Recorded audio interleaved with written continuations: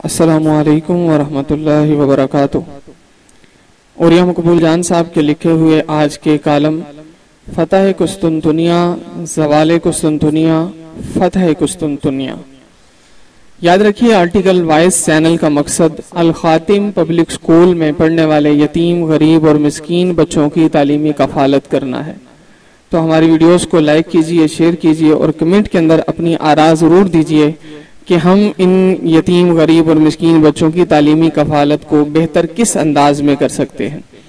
آئیے آج کے کالم کا آغاز کرتے ہیں۔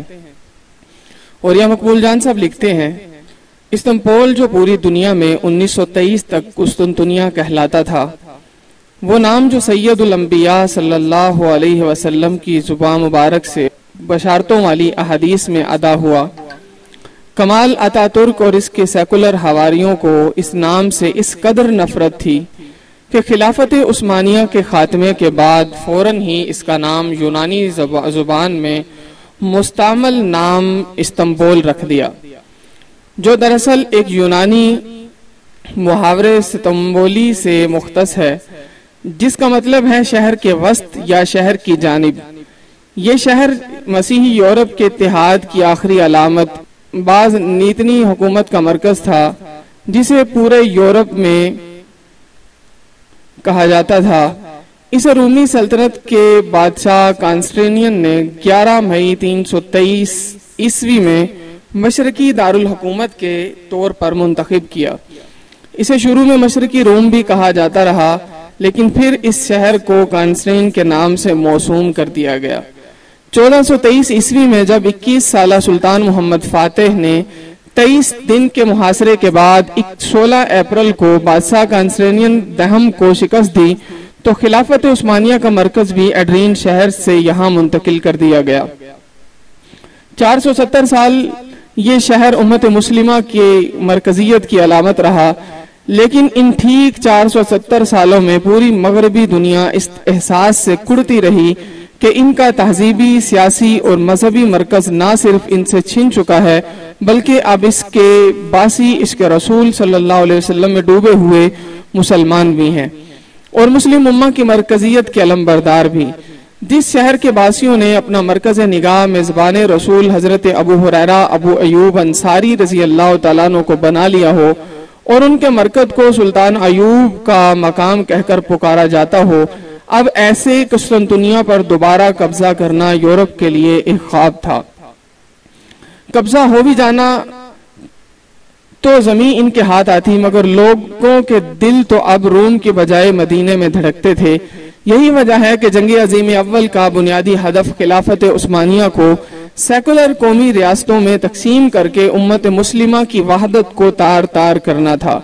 اس مقصد کے لیے انہیں حجاز میں مکہ شریف مکہ میسر آیا، جس کی لوگ آل رسول صلی اللہ علیہ وسلم ہونے کے ناطے عزت کرتے تھے۔ اس نے عرب پر ہاشمی ہونے کی وجہ سے اپنی قیادت کا دعویٰ کر دیا۔ ترک سید الانبیاء صلی اللہ علیہ وسلم سے محبت کرتے تھے۔ انہوں نے ہاتھ باندھ کر عرض کیا، یہ سب تمہارا ہے، بس ہمیں اپنے آقا صلی اللہ علیہ وسلم کی تبرکات بخش دو۔ حجاز کا ترک گورنر وہ تبرکات ایک ٹرین پر اس احترام سے لے کر استنبول آیا کہ سارا راستہ انجن پر کھڑا پہرا دیتا رہا۔ آج استنبول کا سب سے بڑا سرمایہ توپ کاپی میں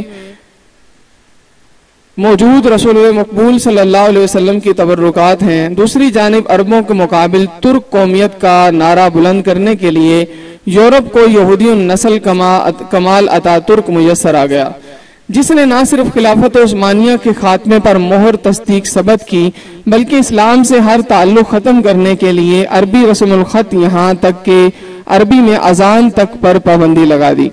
کمال اتاترک کا ترکی یورپ کے رنگ میں رنگ کر ان کا حصہ بننے کی آرزو میں تڑپنے لگا۔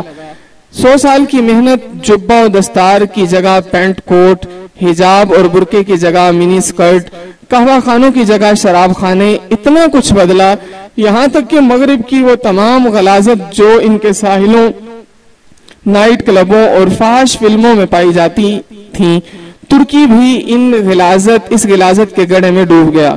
یورپ کا حصہ بننے اور ان جیسا کہلانے کی 100 سالہ کوشش پر اس لمحے اوس پڑ گئی جب یورپی یونین متحدہ طور پر ایک مسیحی یورپی یونین کے روپ میں سامنے آ گئی، وہ قسطنطنیہ اور اس کے باسی جو کبھی ان کی قوت کا مرکز تھے اب ان کے لیے قابل نفرت تھے، اس لیے کہ نسل، رنگ، زبان اور علاقے کے باوجود ان کی زبان پر کلمہ طیبہ جاری ہو چکا تھا اور ان کے نام عبداللہ اور عبد الرحمن جیسے تھے۔ مسیحی یورپی یونین کی نفرت اور ترکوں کی اسلام سے لازوال محبت کی روایت کو مل کر ترکی کی اسلامی شناخت کے ایک تناور درخت کی شکل دے دی۔ نجم الدین اربکان سے طیب اردوغان تک ترکی ایک بار پھر ملت اسلامیہ کا مرکز نگاہ بنا ہوا نظر آنے لگا۔ پورے ترکی میں اب اسلامی اخوت کو شکست دینا ممکن نہیں تھا، اس لیے توجہ قسطنطنیہ یعنی استنبول پر مرکوز کر دی گئی، جس کا اسلامی نام اتاترک اور اس کے ساتھیوں کو گوارا نہ تھا۔ آج استنبول میں سیکولر اتحاد کی جمہوری گاڑی نے اردن کی پارٹی پر فتح حاصل کر لی ہے۔ میرے سامنے اس وقت اسرائیل کا سب سے بڑا اخبار ہیریٹنز ہے، جس کی سرخی میں یہودیوں کی خوشی نظر آتی ہے۔ Erdogan just suffered a humiliating defeat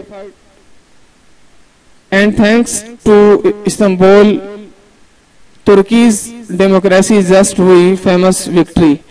Erdogan ذلت آمیز شکست سے دوچار ہوا، استنبول کا شکریہ، ترکی کی جمہوریت نے مقبول فتح حاصل کی۔ یہ تو ہونا تھا، ایسا کیوں نہ ہوتا، ایسا کیوں ہونا تھا؟ میں گزشتہ سال 2 دفعہ استنبول کی سڑکوں پر دیر تک گھوما، پورے ترکی میں ان شہروں میں گیا جہاں شام کے مہاجرین آ کر آباد ہوئے تھے۔ اردوان کے ریفرینڈم کے آخری جلسے میں مولانا روم کے مزار پر کے روبرو میں نے اس کی وہ تقریر بھی سنی جس پر لوگ وارفتہ وار اس کے حق میں نعرے لگا رہے تھے۔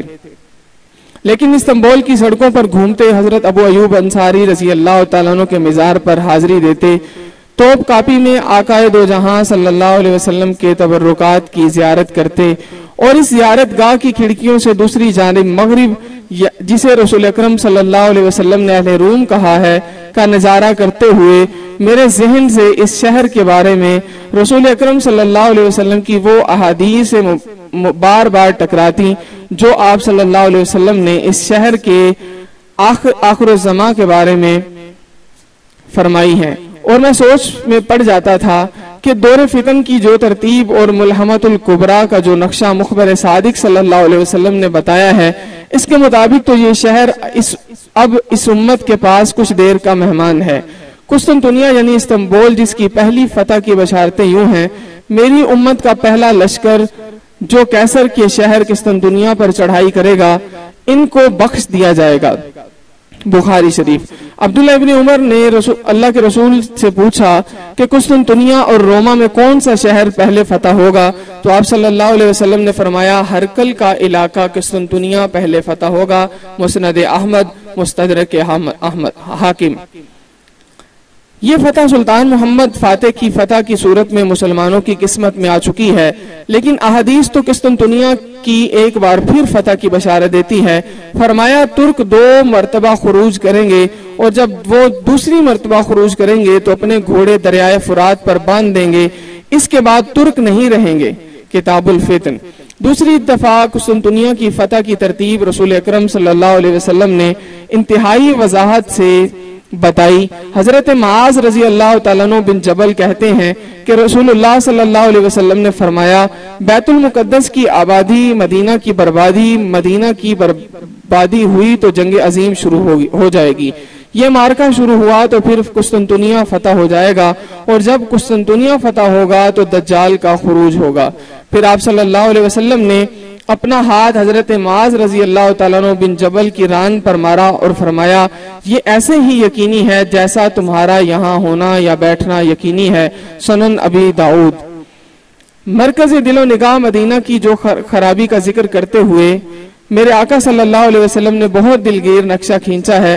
مدینہ کو عمدہ حالت میں چھوڑ دیا جائے گا، حتیٰ کہ نوبت یہ ہو جائے گی کہ کتا یا بھیڑیا مسجد میں داخل ہوگا اور کسی ستون یا منبر پر پیشاب کرے گا۔ صحابہ نے عرض کی اللہ کے رسول یہ فرمائیے اس زمانے میں مدینہ کے پھل کس کام آئیں گے؟ فرمایا پرندوں اور درندے ان پھلوں کو کھائیں گے۔ موطا امام مالک، صحیح ابن حبان۔ रसूल अकरम सल्लल्लाहु अलैहि वसल्लम की इस पेशगोई के मुताबिक बैतुल मुक़द्दस की आबादी का आगाज इसराइल का इसे दारुल हुकूमत बनाने का ऐलान और अमेरिका की हिमायत से हो चुका, और अब कुस्तुनतुनिया की आवाम ने सेकुलरिज्म और लादीनियत के हक में फैसला देकर इस शहर के अगले मरहले का आगाज कर दिया है। याद रखें, हम इस दौर में जिंदा हैं जब हक व बातिल का आखिरी मार्का बर्पा होने को है। ये मार्का किन मंजिलों से गुजरेगा, सरकार दो आलम सल्लल्लाहु अलैहि वसल्लम ने इस बारे में क्या पेशगोई की है, आज के दौर में ये जानना बहुत जरूरी है। कल इस पर बात होगी। ये था आज का आर्टिकल मोहतरम औलिया मकबूल जान साहब का। अगर आपको हमारी वीडियोस पसंद आ रही हैं, आप इन्हें लाइक कीजिए, शेयर कीजिए और कमेंट के अंदर अपनी आरा का इजहार जरूर कीजिए। वस्सलामु अलैकुम वरहमतुल्लाहि वबरकातुहू। पाकिस्तान जिंदाबाद, इस्लाम पाइंदाबाद।